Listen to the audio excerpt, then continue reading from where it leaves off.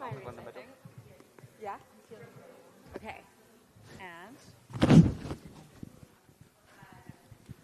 Down.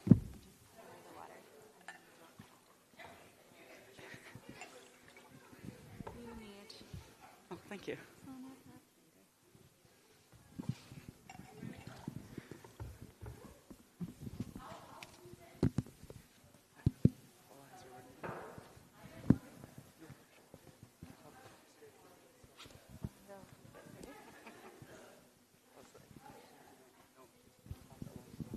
hello.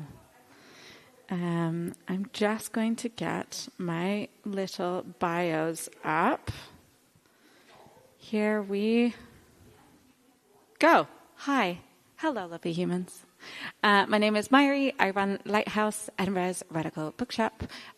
Welcome to Friday afternoon at the Radical Book Fair. Everyone who's in the room and the folks who are watching online, welcome, welcome. Today we're going to be talking about youth activism, young people's activism, about activism that can and should include young people's voices, why it doesn't happen, how we do better. And we were meant to have the wonderful Mikaela Loach, who is a climate activist with us, but she is currently traveling for COP. So she has sent us a little video, and what I'm going to do is I'm going to press play on the video, and then after we've had the recording, then we will launch into a chat, and then we will have your chats. Hi, Jake. Okay. I'm going to go seamlessly press play. Also, it's just a wee heads up for anyone who's at the back. Christina, just a wee heads up. We're going to play the video. It will come out the sound system, but just noise levels are especially pinging back in the room.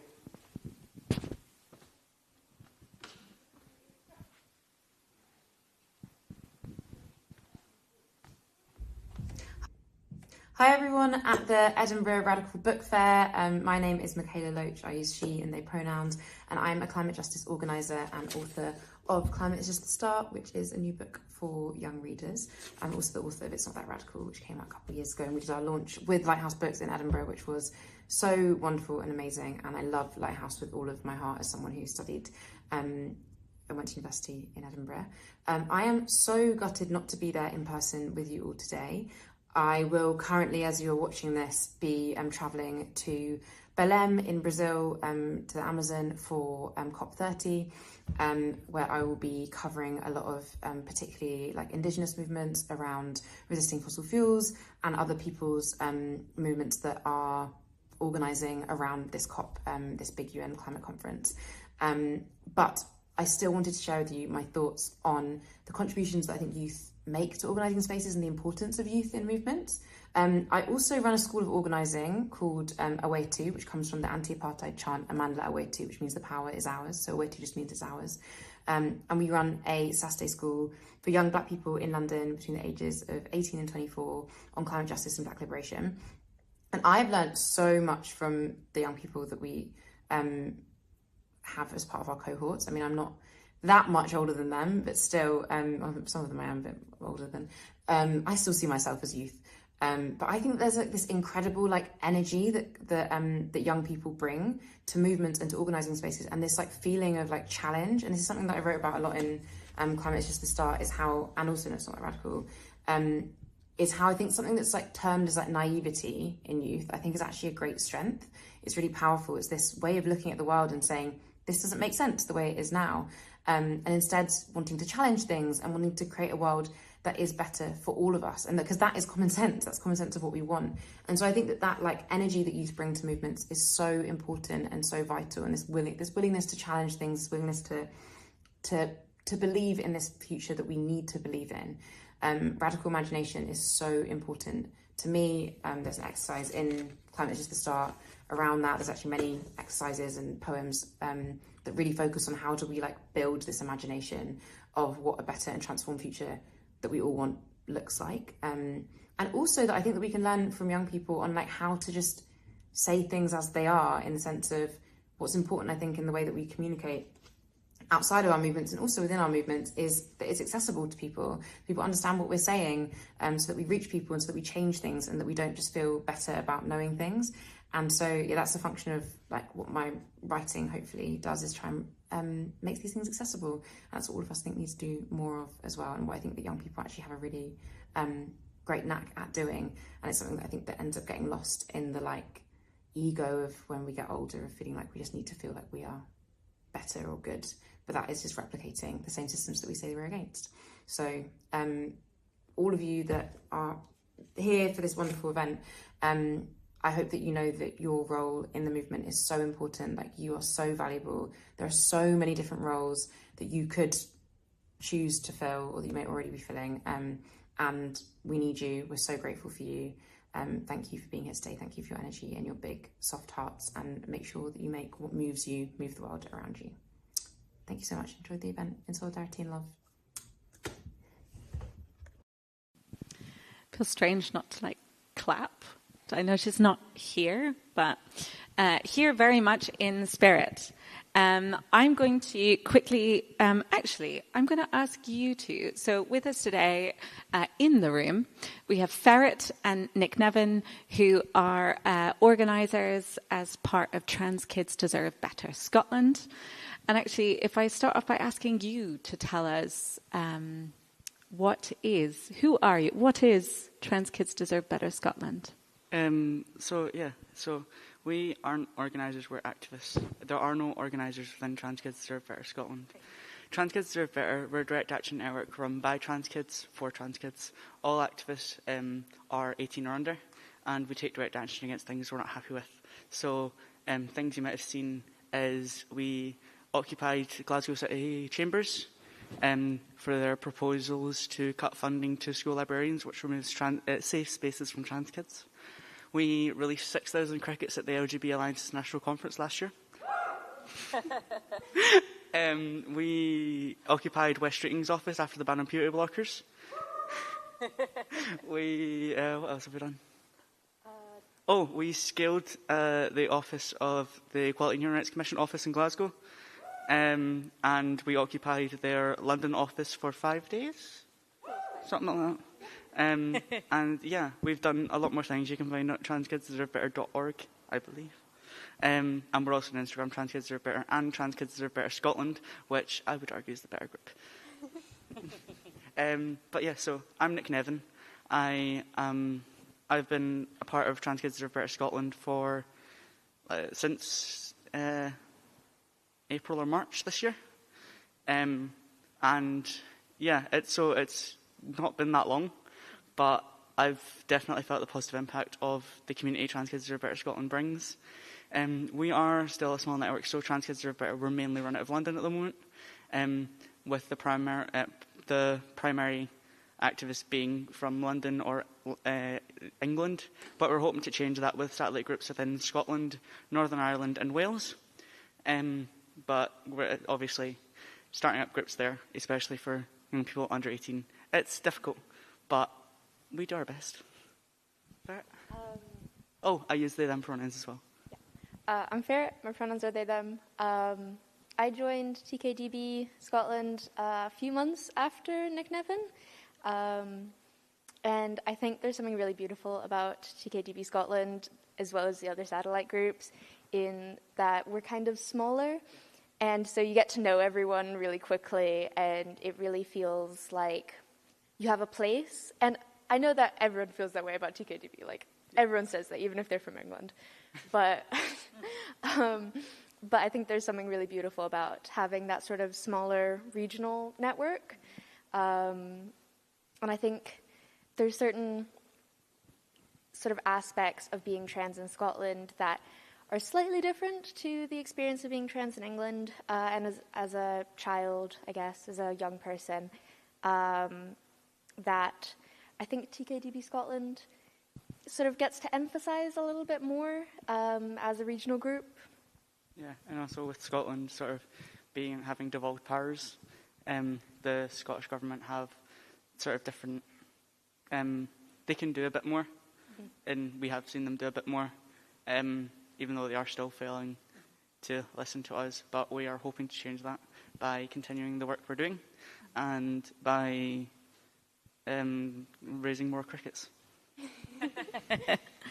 I love the the creativity of what trans kids deserve better in Scotland and beyond bring to the table. And I think it echoes something Mikaela was talking about in terms of the creativity and the radical imagination. And I think one of the things that the climate movement and the sort of school strikes for climate sort of began a few years back was this sense of having real visibility for a new wave of activism. And of course, young people and kids have been integral to a lot of social change, but often not seen and often not listened to. And so I think it's interesting in both of those movements that you are carving out a space for yourselves. And I wonder if you can tell us a little bit about what it is to be activists or do activism with other young people, what works, what's nice about it, but also why do that and not involve the grown-ups? What is it about adult spaces that are either uninteresting or unsafe to you as young people?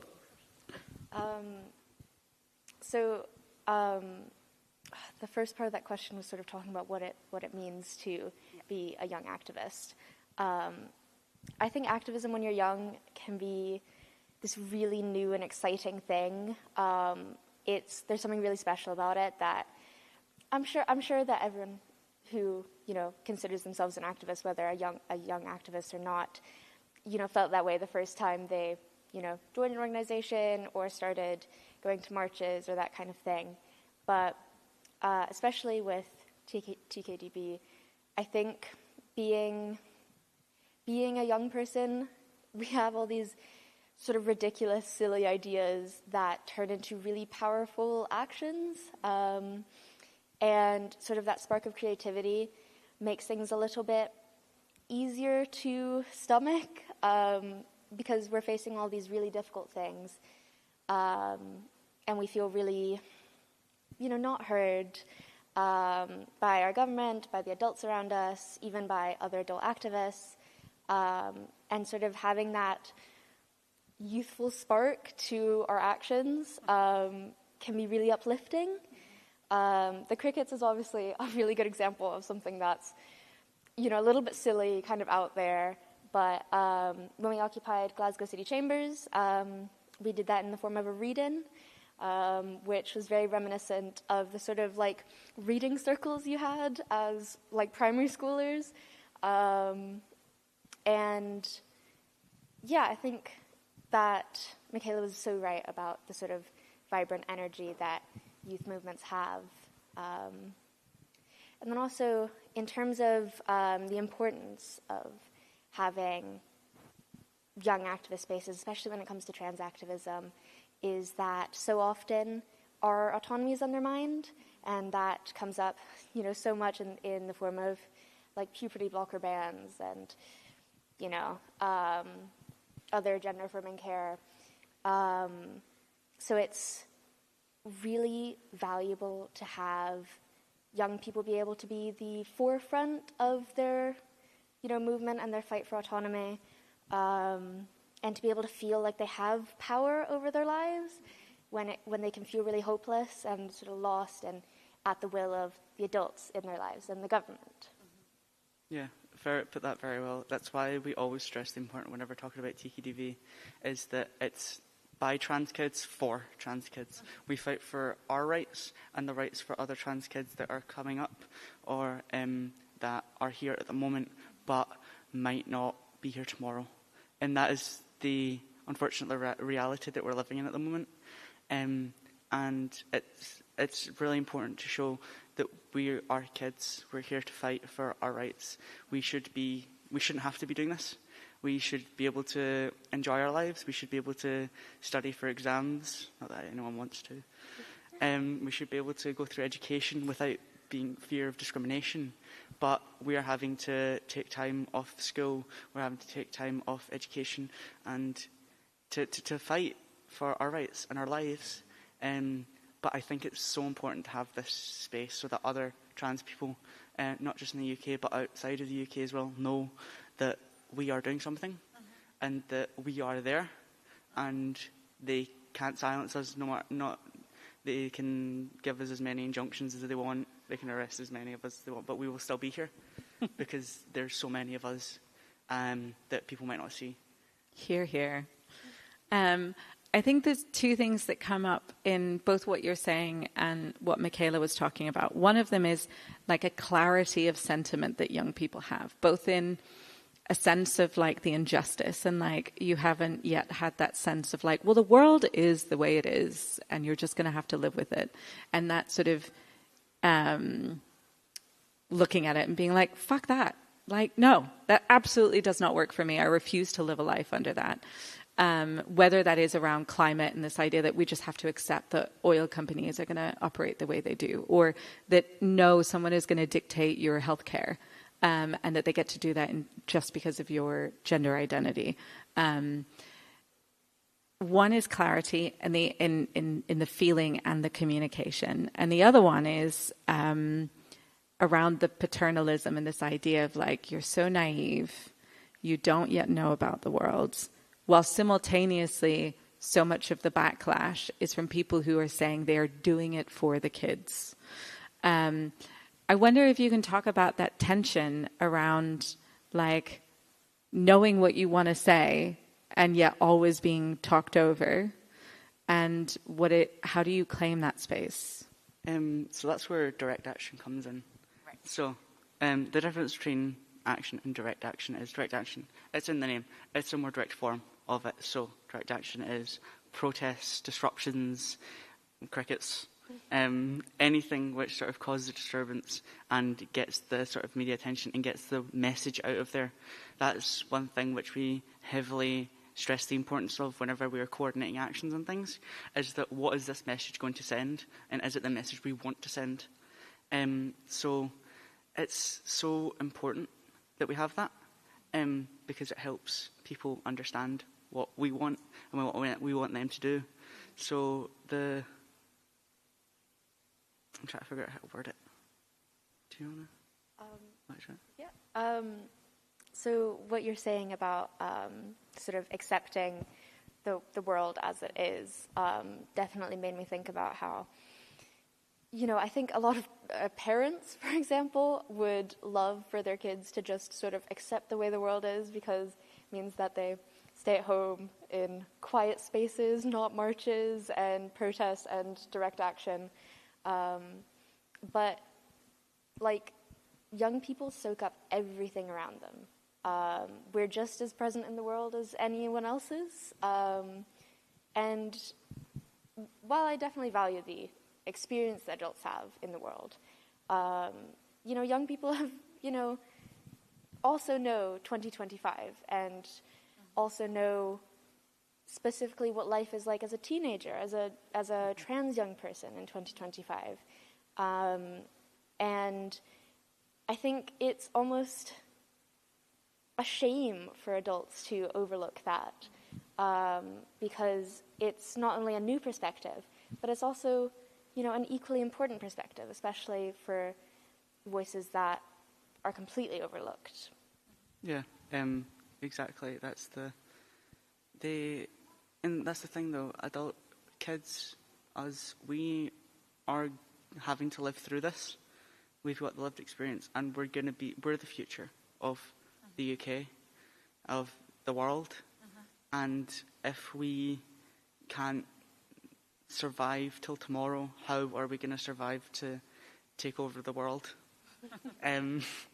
So we need decision makers to listen to us now, so that way we can get it right now, so that way the next generation of trans kids won't have to suffer through the things we're suffering through right now, with the ban on puberty blockers, with the RHSE guidance, is that how you say it? With the decision makers trying to overturn our rights, with our autonomy being stripped away from us, and with our voices trying to be silenced. And it's important that we are the ones being heard, because we know how to get it right.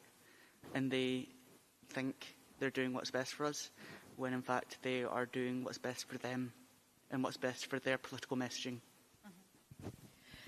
I wonder then if you have thoughts or advice for the adults who would want to be in coalition. So the people who might have resources or connections or other privileges that are not afforded to young people to be able to shore up or, support in whatever ways. What's actually useful? So with TKDB, obviously we're run by trans kids for trans kids, but we can't. Can I just check everyone can hear Nick Nevin? Okay, yes.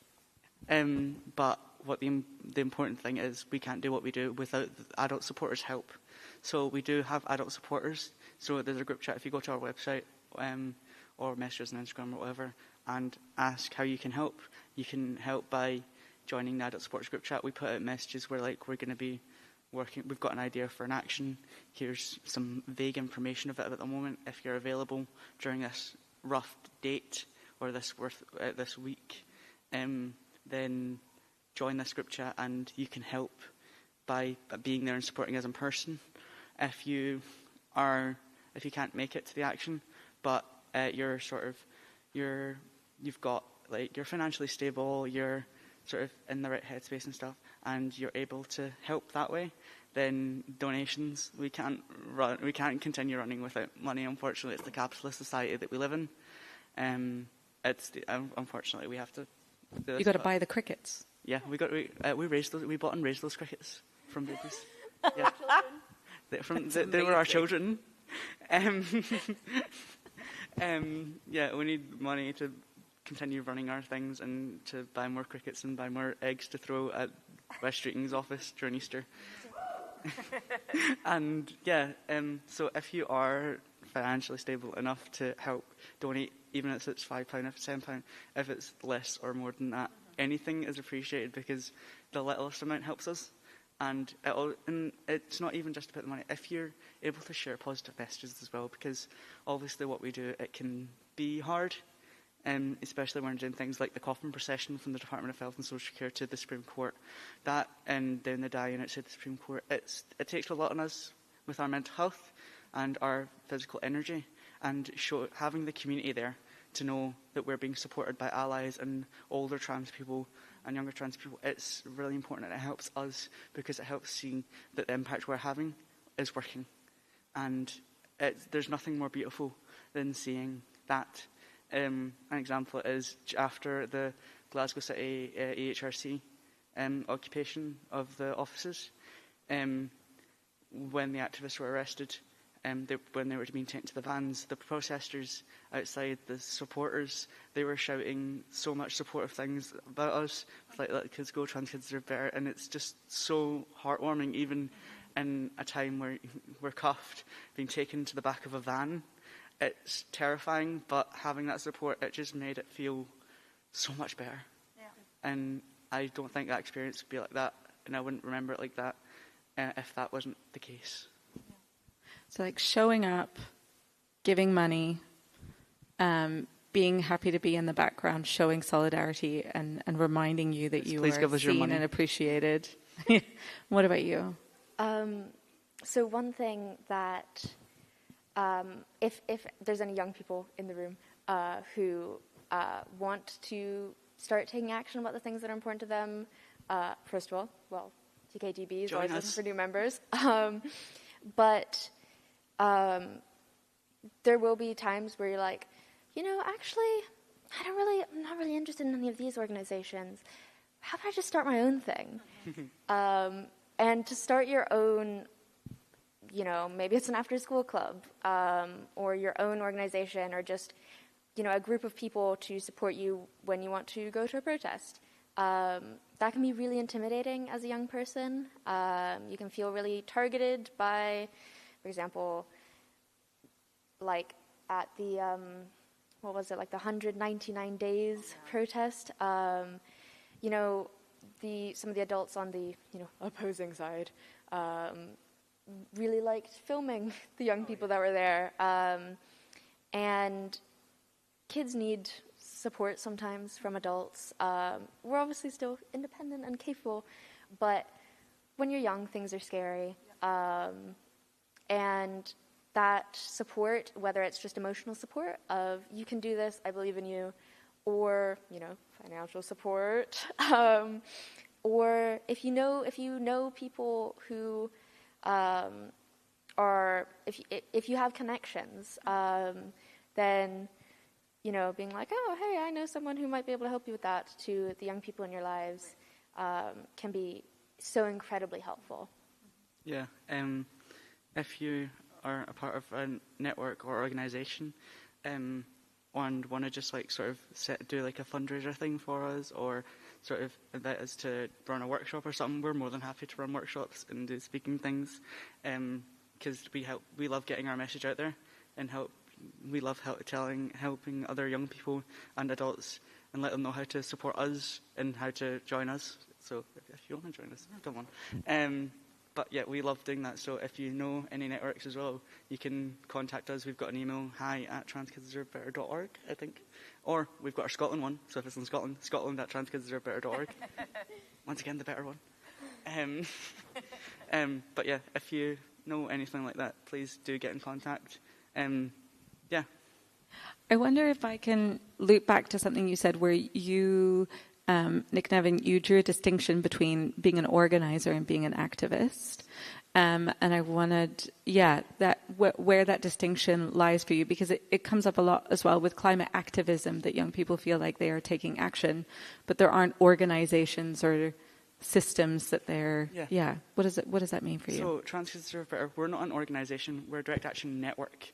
Right. Trans Kids Deserve Better, the activists aren't, yes, they're part of Trans Kids Deserve Better, but we don't we don't do the actions. We give other kids the funds and the sort of skills in order to create their own actions and coordinate their own actions. And the distinction between being an organiser and an activist is there are no organisers in Trans Kids Deserve Better. We're a non-hierarchical organisation. And so there is no leader of TKDV. Someone who joined yesterday has the same capabilities and can have access to the same resources as I can when joining in April or March, whenever. So someone who joins tomorrow can coordinate an action and plan out an action as much as they can, and it's all about the initiative of the members of the group. So we amplify their voice and amplify their abilities in order for them to become the best they can. Okay. And when it comes to organisers, we don't like to use organisers when at protests and things, because that's when the police, they target organisers. If they think there's an organiser, they will go for them. Mm-hmm. So there's no organisers, you're all fighting for the same cause. Mm-hmm. And on something that I just remembered at the previous point is our primary sort of mission is to fight for trans kids, but we also do a lot of solidarity things. So in the activism space, it's the small world, especially in Scotland, that activists I run into. But yeah, so we don't just fight for trans rights. We also do a lot of work in solidarity with Palestine, and solidarity with Gaza, and solidarity with a bunch of other groups and networks, and do a lot of things with climate work, Climate Camp, helping run how to do direct action training there. And so even if your organisation doesn't just fight for trans rights and it's for climate and things, we support that and we want to help as much as we can, because in activism it's not just like the chant goes, one struggle, one fight. It's all the same. We all want the world to be better, and we can't do that without solidarity. I think there's something that I think if you're ever thinking of starting your own organisation, or if you're part of an organisation currently and you think, we could use with a revamp, then TKDV, are an incredible example of autonomous youth action. We don't ask for permission. We don't go to our higher ups and be like, hey, is it cool with you if we do this? We are a network of people who are just willing to support each other. And if, one of our comrades has a really cool idea and we're like, yeah, no, sure, I'm going to, give my time and my energy to help you do this, rather than okay, we're going to sit down, have our general meeting with our big boss, and they're going to tell us what to do, and then we're going to go and do it like the little cronies. It's not like that at all, and I think that's something to learn from as well. I love that. I think it's like just the way you're portraying, it's like the way you guys are doing it sucks. But I also think it's really beautiful the way you were talking about those, as you say, like ecosystems of activism and of care, and that it makes perfect sense that if you want kids to have access into healthcare and autonomy in Scotland, that you do not want kids to be bombed in Gaza, and that you do not want kids to be flooded in Bangladesh, and that those things are naturally connected, and that if we're building the tools to confront one of those, then we can share those tools with other people who might be able to meet those elsewhere. I wonder, one of the things I see in parallel in spaces and conversations around youth activism and autonomy overlaps and seems to be in conversation with groups, both neurodivergent and disabled, who are often having their autonomy or their sense of independence challenged and spoken over, that somebody else has a better idea of what you're doing. And I wonder if maybe you could talk about how that informs the way you are taking action and looking after yourselves and each other to sort of have that dynamic. I think that this is one thing. I will talk a lot about my experience with TKDB because that's sort of my beginning of activism. But I know that not everyone within TKDB will focus their entire activism on this network. But I've almost lost my train of thought. Okay, no, it's there.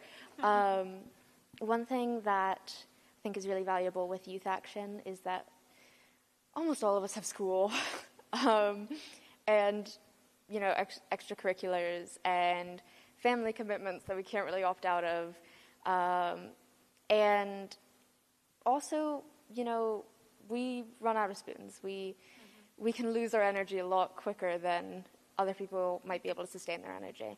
And we definitely give each other grace for that. We, always make sure that people can drop in online if we're discussing something, if we're having like a meeting, I guess.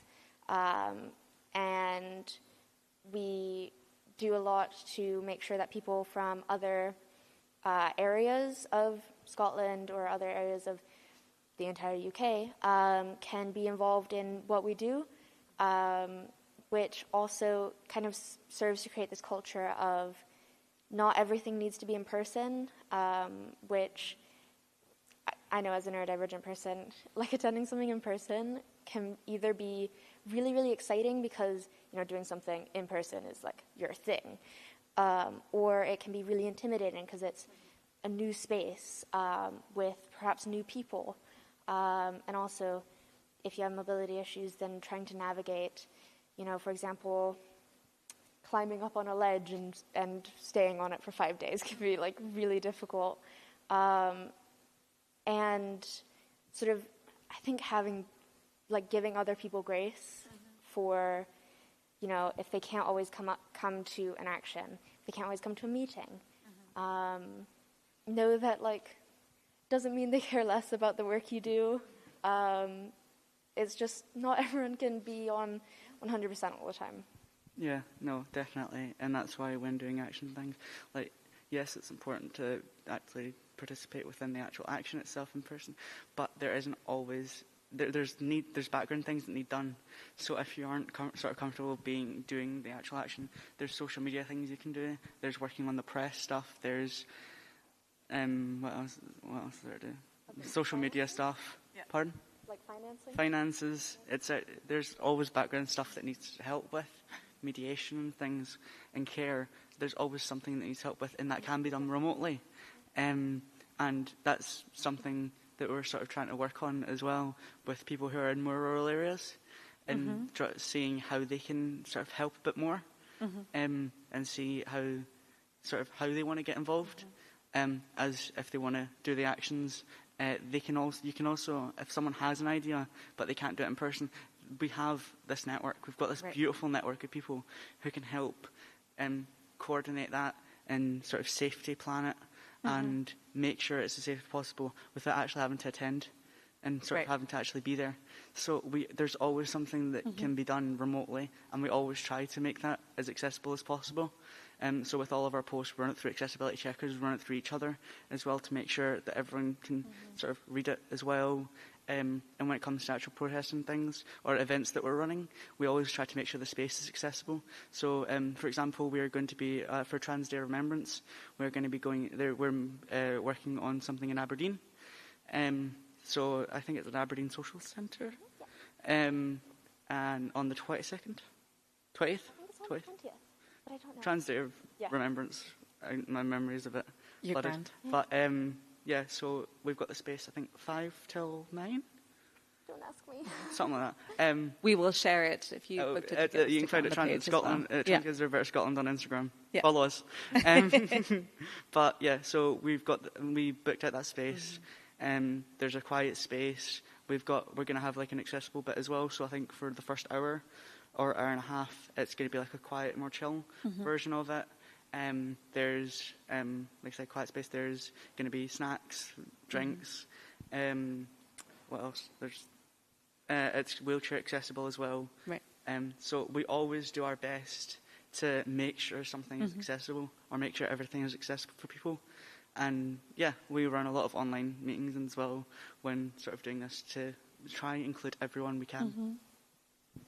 I think this is definitely more on the sort of the idea behind what we do more than the way we do it. But I think a lot of us know disabled trans people in our lives, and there's a huge intersection between what it's like to fight for trans healthcare and what it's like to fight for just any healthcare. And I've been so impressed and sometimes, flooded with emotions by the way that trans community, trans activist communities, TKDB, work to make everyone feel included, regardless of if they like talking, if they maybe like talking a little too much, or if the doorway of the building that they're meeting in is too small, or et cetera, et cetera. Because we all know what it's like to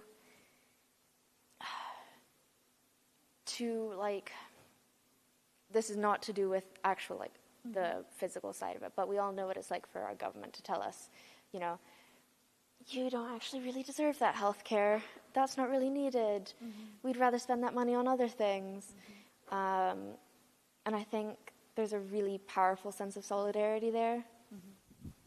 I love the way you talk about that grace and that care, and I think it's so visible in a lot of the youth activism, including TKDB, that starts with inclusion and an awareness that you might not be able to do it for everyone, but you're at least open to the conversation, which changes the whole landscape in a way that more established top-down organising and activism wasn't built with that in mind.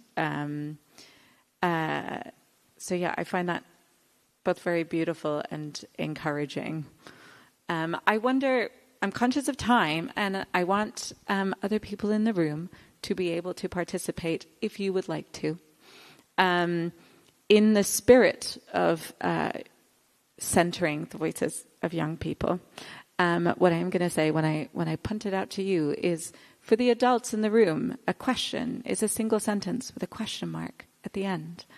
And if you're a young person and you want to share an opinion or a thought or an experience on organising, or your thoughts on how the kids are doing, then you are very welcome to share that experience, and it can be a statement, not a question.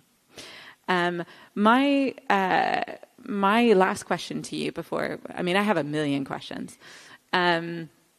is around those barriers that I was speaking to a few of the wonderful volunteers at the book fair this year about what activism is, and a few of them were saying I wasn't doing activism when I was in school.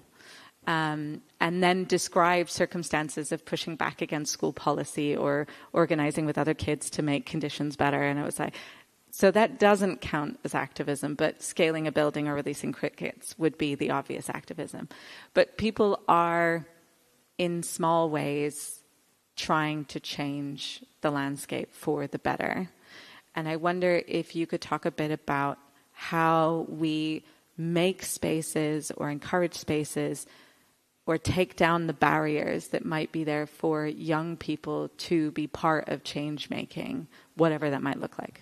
So when I talk about activism, there is no one right way to do activism.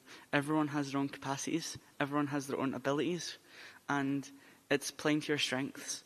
So if you can't scale a building, for example, trust me, I don't think I could do that again. It's terrifying. I'm scared of heights. But it's all about personal capacity and things. So even if it's just spreading the message of there's this organisation which is doing this, or sharing an Instagram post which is like, this is happening in Gaza, or healthcare is being stripped away, that inadvertently is activism, because you're spreading that message across and you're helping get that message across, and you're helping educate other people.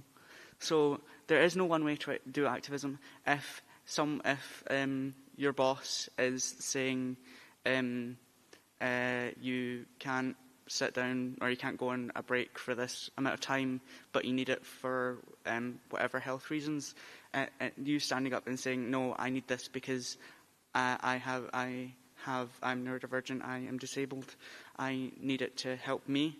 That in itself is activism, because you're standing up for yourself, and you're standing up for, you might not realise it, but you're standing up for your co-workers who might also have that disability, who might need that time, but you might not even know that, because they might not have that voice to share it. So if you are standing up for a marginalised community, that in itself is activism. Even if you don't class it as that is activism.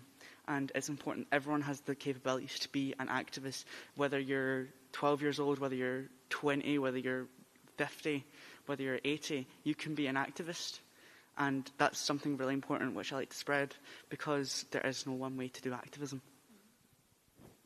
I think when you talk about sort of making change in school, I think that's certainly one thing that before I discovered activism in my non-school life, that was certainly something that I was very, very eager to do. I was like, oh, I'm going to, walk up to upper management's door and I'm going to have all my opinions right in front of them, that kind of thing. And that can be really frustrating as a kid, because a lot of the time you end up doing things on your own. You end up sending emails on your own. But sometimes you do find community through fighting policy in school. I know that's something that's been really powerful for a lot of people, and the way that they got into activism in the first place. But I think I think it's really important for other young people to know that your activism, your voice doesn't have to stop at your school. You can tackle policy change, or like policy that you don't agree with in the government. You can tackle policy you don't agree with in another country. You can have your voice heard without it just being within your little school bubble.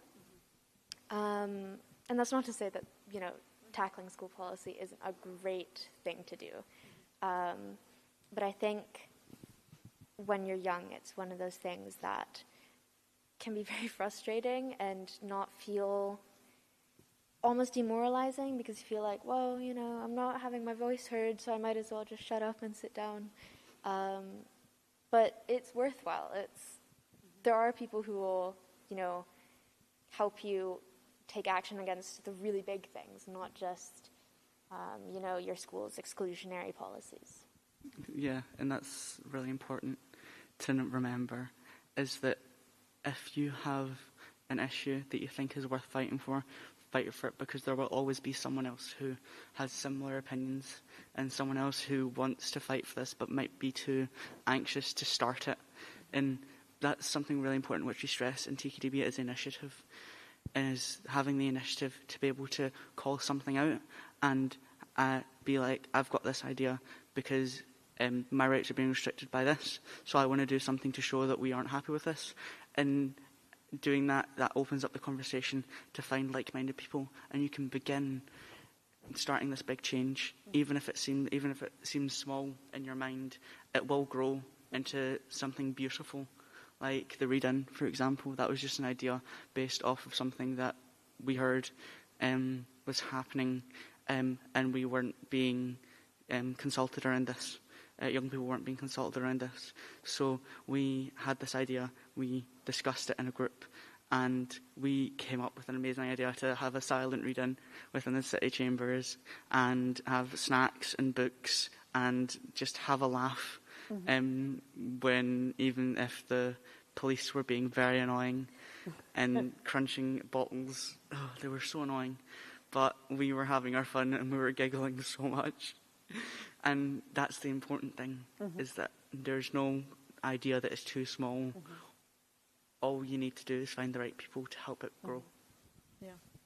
I think that's something Mikaela also talks about in the book and talks a lot about in terms of like advocating for yourself as a muscle, and you strengthen it by doing it. And most people don't start with the big stuff. And you have to have exercised a muscle that tells you that authority is not necessarily right over and over and over again before you can say to a cop, no, I'm not giving you that information. I have a right not to talk to you, and turn around, because we are so conditioned by society to look at figures of authority a certain way. So to exercise that muscle. Yeah, it's very important. It might feel scary to do it at first, but once you say no comment to your first cop, trust me, it's it can. And also, you don't need to start with a big thing. You don't need to scale a building as your first action. Please don't. That was my first action. Scaling the HRC in Glasgow was my first action. That was not fun. It was terrifying, but I came back. And but it can take a toll, and that is when care is really important, and knowing your own capacity and the capacity of your fellow activists and be able to check in. And that is when community comes in there, because after EHRC, for those that were arrested, we had a group chat of us with adult supporters who helped that, and we could just talk about anything that was coming on our minds. So, for example, some of the activists were sort of getting flashbacks to the police vans, to the action and things, and it wasn't the most positive, but we had that community to talk to. And it's so important to have that, because it helps us and it helps other people, and it's not all building on yourself. And that is the beautiful thing about activism, is the community, because there's always someone there to help support you. I think, sorry. Yeah, no, go for it. And then I will punt it out to you. I think my final thought, just a tiny little snippet, is that if you're ever thinking that you want to start, you want activism to take a bigger role in your life, not only is it really fun and it can feel really enriching, but it gives hope to other people. Watching, TKDV do, like, the crickets. How long ago was that? God.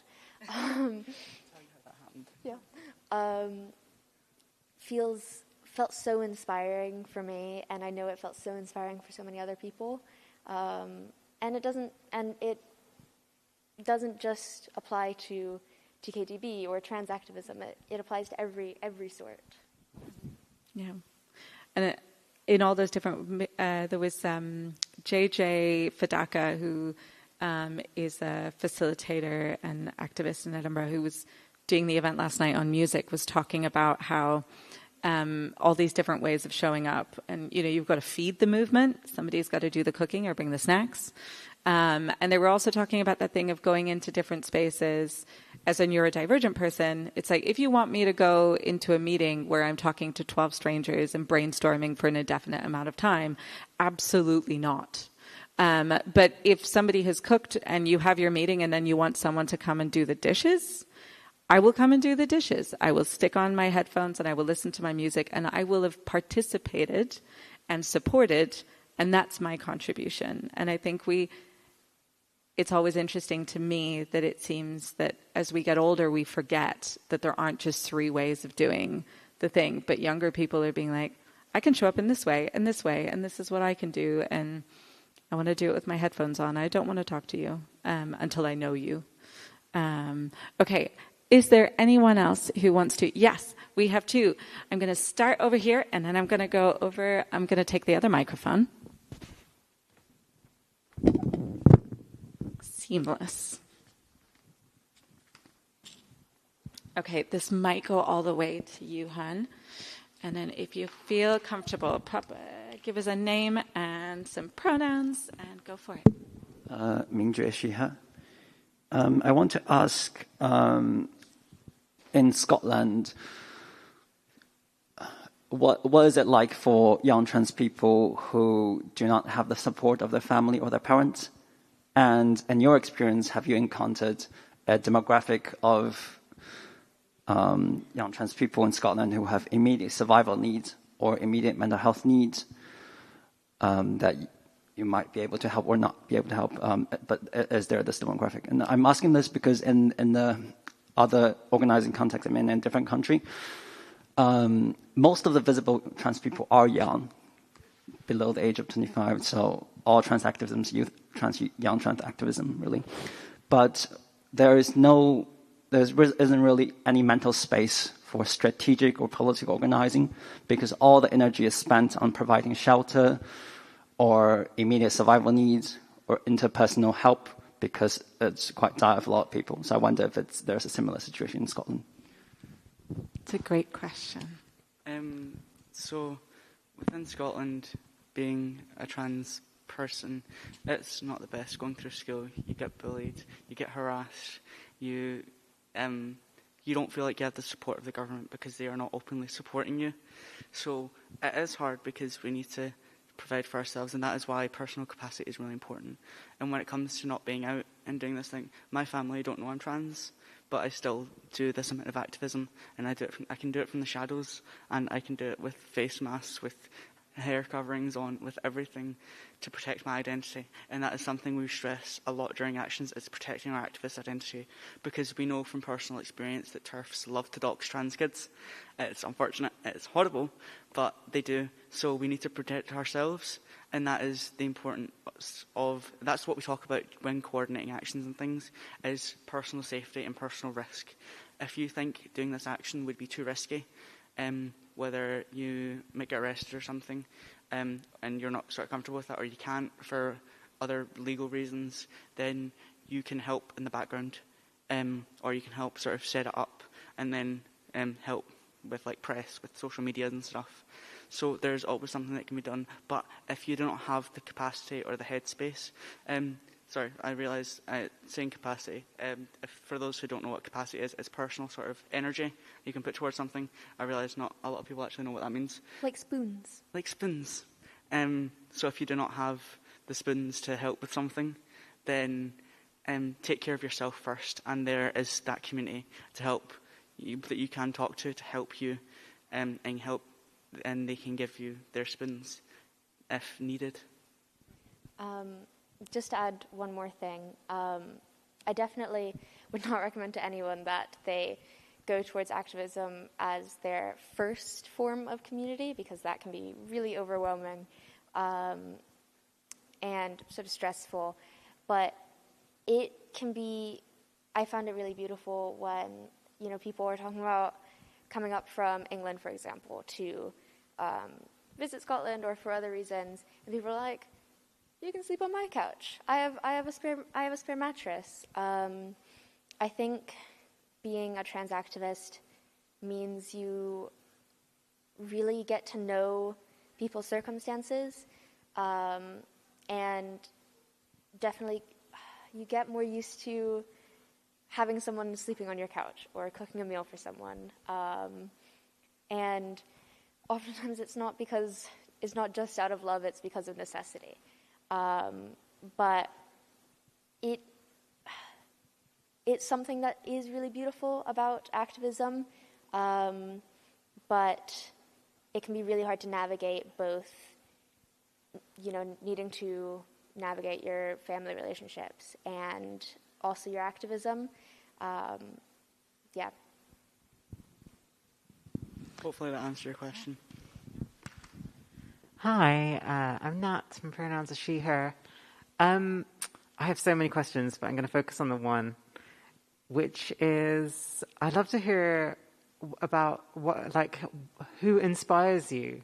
What kind of actions or models have inspired TKDB? Because I feel like there is a lineage of queer and trans direct action in the UK, around the world, but it's been a while since anyone was doing anything here. And when TKDB started doing things, we're like, wow, okay, cool, shit is happening. So I'd love to hear more about what's inspired your actions. So I will eventually pass this on to Nick and Evan because they know more about the sort of history of TKDB than I do. But I think when it comes to an individual level, a lot of the time it's seeing your friends do cool shit and being like, oh, I wish that was me. And then realizing, oh, wait, I can do that. There's nothing stopping me. For me, it was one of my best friends who was getting involved with activism in Edinburgh, and I really, really admired it. And I thought, God, that's so cool. And then he was like, Ferret, you can also be an activist. There's nothing stopping you, apart from maybe school schedules, exams, yeah. But I think having people in your personal life who you really look up to, or who are also equally angry about the same things that you are, is a huge source of inspiration for people. But in terms of what inspired movement and techniques, I'm going to pass that on to Nick and Evan. So TKDB started when two activists met up when I'm not happy with the NHS wait times and the gender hormone clinics being so long and the government not listening to us, so we're going to do something about it. So they had an idea.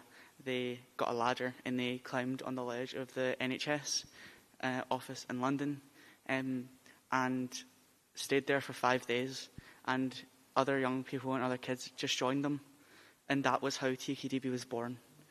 That is the story. A year ago, about a year and 3 months? Yeah. We've only been around for that long. It's weird. But TKDB Scotland has only been around for about 7 months? 8 months? Yeah, something like that. Less than a year. January, probably. So it started when two trans kids went, my rights are being restricted, I'm doing something about it, and they climbed a ledge, and then other people joined them, and then the network was built, and then they held up the famous banner, "We're not pawns in your politics," which you can get a t-shirt of if you would like. Trans kids deserve better messages on Instagram, we do merch. Go to that network. And that is how TKDB was made, and it's just grown from there, and now we do so much more. And yeah, so that is how we began, and how TKDB Scotland began specifically was one member of TKDB who was from Scotland in Oban, was like, we should have Scotland group, and they were the only Scotland member. And then two other people from Scotland joined, and they were the only 3 members, and they were like, okay, we're going to try to grow this out a bit more. And then I joined. I was the 4th member. And so then we did the AHRC action. No, someone else joined before me, actually. Sorry, I was the 5th member. I just remembered. Then we did the AHRC action, and then our numbers just sort of grew, and now we're at 20? Oh, it grew so fast. It's grown so much. But now we are continuing our work, and the England group has so many members. I think we recently hit 200. Something like that. It's huge. Yeah. And it's happened so quickly. Yeah. And that's the important thing about stressing the fact it's a network, because everyone has their own individual abilities and capabilities and every one of those 200 people, if they have the initiative, they can come up with an idea and they can do something about it. And that is just something really beautiful about it. And on the point of who inspires me personally, so many activists inspire me, and so many sort of famous people like Nicole Maines. If you don't know who she is, I absolutely adore her and her work. She is a trans woman, trans activist and actress, and she played the first openly transgender superhero on TVs. And it's just so inspiring. And she also, when she was younger, she sued her school. Her family sued her school because they were not letting her use the women's bathroom. And it's just so inspiring to me. But who inspires me every single day is other trans people, other members of TKDB, and just other adults living their lives. I remember hearing this from my friend who was at a protest where there was this 10-year-old trans kid, who saw a trans adult and went, "Oh my God, we can grow up that long, we can live that long," and that hit me so hard, because this child is 10 years old and didn't think that they could grow up in this world, and that inspires me every day to fight, so that way the next 10-year-old trans kid knows that they can grow up and knows that they can fight for their rights even when it's hard. Thank you for that. I have one question online, and then if there's a burning question in the room, wave your arm in the air, and I will happily. I can't tell if there's some more waving. Yes, 1, 2, and I will come to you. There will be time. There's a question from Haroon online, who says, as a young person asking other young people, how do you navigate safeguarding and keeping safe in adult spaces? So within adult spaces, whenever we do go to adult spaces, we sort of make sure that they won't dox us immediately. Okay. We make it clear that if it's going to be sort of public, we'll wear face coverings, we'll do our best to hide our identities, and we use activist names. So obviously Ferret and Nick Niven aren't our real names. We use activist names. Unfortunately, yeah, I would love to be called Nick Niven. I'd love to be called Ferret. Exactly. For those who don't know, Nick Niven is like the Scottish version of Hecate. She is the Scottish goddess of magic. I love it so much. But yeah, so we hide our identities as much as we can, because the world isn't that safe, and TERFs love doxing us. So yeah, it's hard to sort of navigate and it's very much about personal preference as well. If a young person doesn't feel comfortable going into that space, they don't have to. There is someone else who can step up to that mantle if they need to. I've sort of had to do that, and I know people that have had to do that for me, and we're more than happy to help each other and support each other that way. So it's hard when it comes to sort of safeguarding stuff, but we do have a care team within TKDB of activists who help each other, and if there is ever sort of something to do with safeguarding, then we can bring it up to people that need it. And also some of the activists do have sort of PVGs and stuff like that for other reasons, but they do have the training and certifications to do that stuff. I think if there's one more thing I'm going to add, it's that if you're thinking of joining a otherwise adult activist space as a young person, buddying up with someone can be really, really helpful. Checking in on each other every once in a while, because there will be moments where you're like, did you feel cool with that? Was that normal? What did you think about that? And also just knowing when you want to take a break, knowing, do I want to ask someone about that? Do I want to call someone out on that? And don't be scared if you're a young person to call adults out on things that made you uncomfortable, because just because you're younger than them doesn't mean that you don't have as much of a say in, your personal autonomy and safety and comfort. Thank you for that. I'm going to feed this down as far as it will go.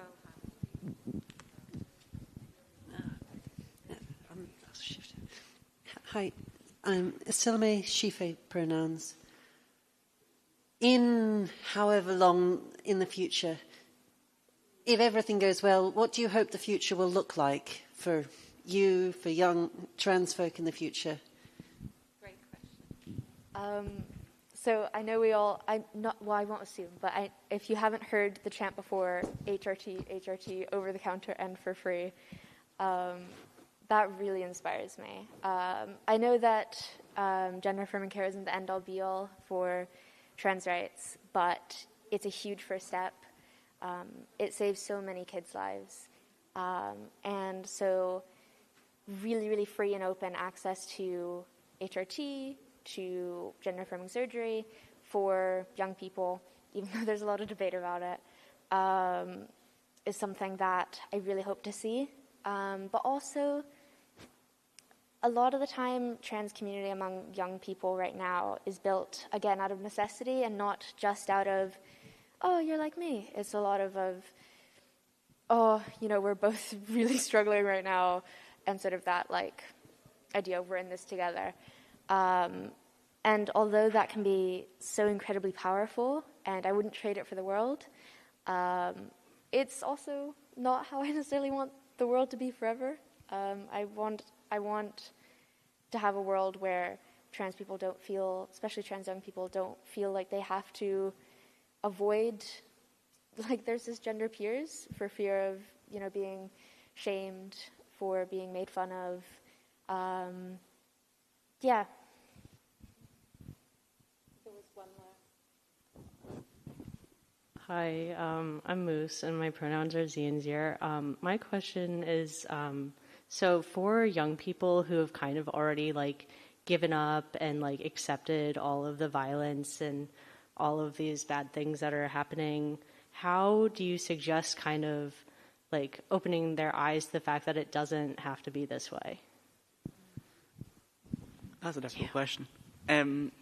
Obviously, if you are feeling like that, it feels lonely. So the important thing is showing that there is a community out there that will fight for their rights, and that there are other people that will feel the same way. But it's important to acknowledge that, yes, it might feel shit right now, but after we're done, then it will hopefully feel better, because we will force decision makers to listen to us, with more crates and eggs. But yeah, so it's going to be difficult, and it will be difficult to change young people's minds about thinking, especially if they see that we're getting arrested for being silenced. New laws coming in to try get our identities, to try restrict our capabilities, our protest rights.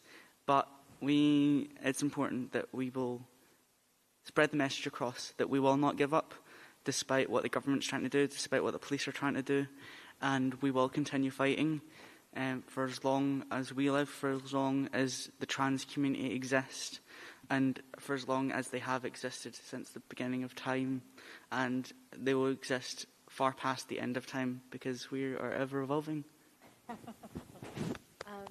I think one more thing is that it can be really, really isolating being a trans person, especially a trans young person in general, but especially if you don't live in a city, if you don't have, lighthouse books in your city,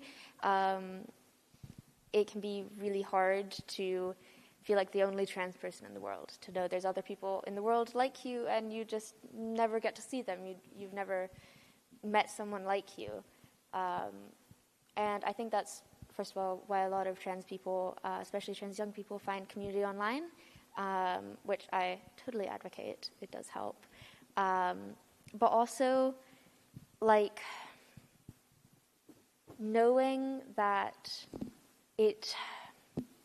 acknowledging that it's okay to feel really isolated, it's hard. But also knowing that it might not be like that for forever, that there will come a day where we're integrated members of society, and we feel welcome in every space, and it won't be like this forever. Yeah, we will come out of the walls eventually. I love that. We are out of time, but we do have this space for the rest of the day. So if you do want to stick around, meet people, have a chat, there's also a snug downstairs with some tea and some biscuits, and you can stick around. That's where you'll find me. Right there with the tea and the biscuits. Just to recap some of the things that are the takeaways for those of us who self-identify as, I'm not a grown-up, an adult maybe, but not a grown-up, for the grown-ups in the room. Resources, share your resources, show up in ways, if you can, be the identifiable safe person for trans kids or for young activists who might be looking for ways in buddy up, look out for each other, keep the kids safe by being the person who will intervene with someone who is being unsafe, and don't necessarily leave it up to the kids. Listen when they speak.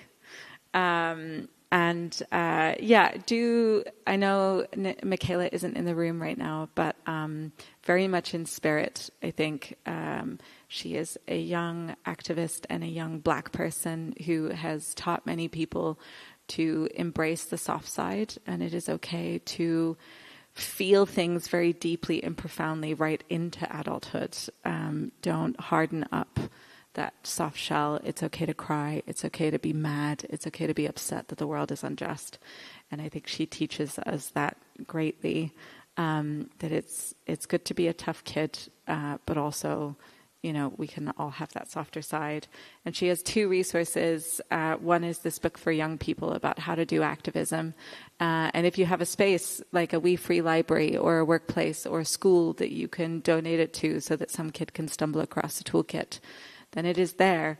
And also it's not that radical, which is for everyone.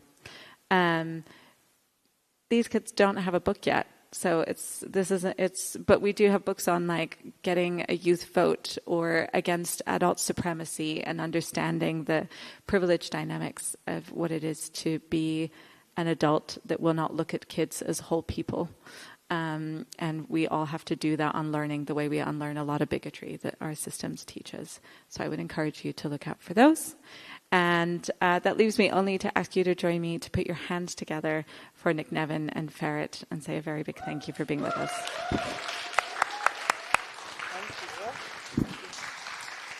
We're going to usher ourselves out the back and take a minute, but we'll be around if you want to stick around and ask some questions. This way. If I can, there's a hole.